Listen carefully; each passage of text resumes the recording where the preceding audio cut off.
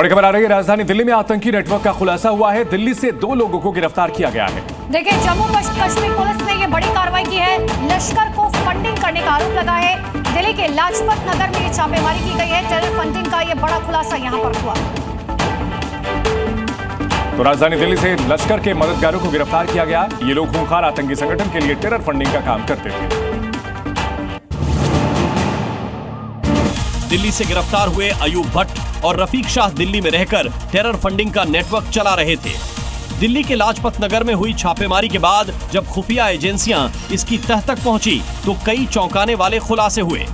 बड़गाम का रहने वाला अयूब भट्ट लाजपत नगर में शालीमार टेक्सटाइल के नाम से कपड़े का कारोबार करता था, जबकि श्रीनगर का रहने वाला रफीक शाह भी उसका मददगार था।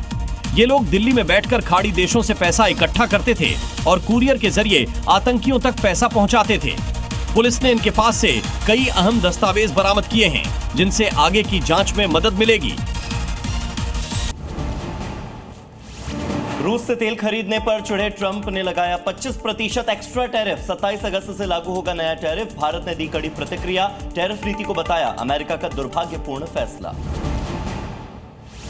अमेरिका ने भारत पर लगाया 50% टैरिफ तो कांग्रेस से पीएम मोदी को घेरा। राहुल गांधी ने कहा यह तो आर्थिक रूप से ब्लैकमेलिंग है। शशि थरूर ने कहा यह देश के लिए अच्छी खबर नहीं है। चीन के दौरे पर जाएंगे प्रधानमंत्री नरेंद्र मोदी। एससीओ समिट में लेंगे हिस्सा। गलवान घाटी संघर्ष के बाद पहला दौरा। 30 अगस्त को जापान के बाद 31 अगस्त से 1 सितंबर तक चीन में रहेंगे पीएम मोदी। दिल्ली में प्रधानमंत्री नरेंद्र मोदी ने किया कर्तव्य भवन का उद्घाटन। पीएम ने कहा कर्तव्य सिर्फ इमारत का नहीं, बल्कि ये कर्तव्य देशवासियों के सपनों को साकार करने की तपोभूमि है। उत्तरकाशी में युद्ध स्तर पर जारी है रेस्क्यू ऑपरेशन। राहत बचाव कार्य में खराब मौसम बन रहा है चुनौती। सीएम धामी ने ग्राउंड जीरो पर संभाला मोर्चा। अब तक 400 से ज्यादा लोगों को किया गया रेस्क्यू। प्रधानमंत्री के बाद सीएम योगी आदित्यनाथ ने की बड़ी अपील। सीएम योगी बोले रक्षाबंधन आने वाले सारे त्योहारों के मौके पर स्वदेशी उत्पादों को प्राथमिकता दीजिए। दिल्ली के लाजपत नगर में शालीमार टेक्सटाइल्स में ताबड़तोड़ छापेमारी से हड़कंप मचा। बड़े आतंकी फंडिंग नेटवर्क का हुआ खुलासा। लश्कर के ठिकानों को निशाना बनाकर किए गए विस्फोटक अभियान में 2 गिरफ्तार। गुजरात एटीएस के एक्शन में गिरफ्तार। शमा परवीन मामले में कई बड़े खुलासे। जांच रिपोर्ट में भारत में हिंसा भड़काने वाले भाषण का जिक्र शामिल है। हिंदू समुदाय और नेताओं को भी निशाना बनाने का जिक्र है।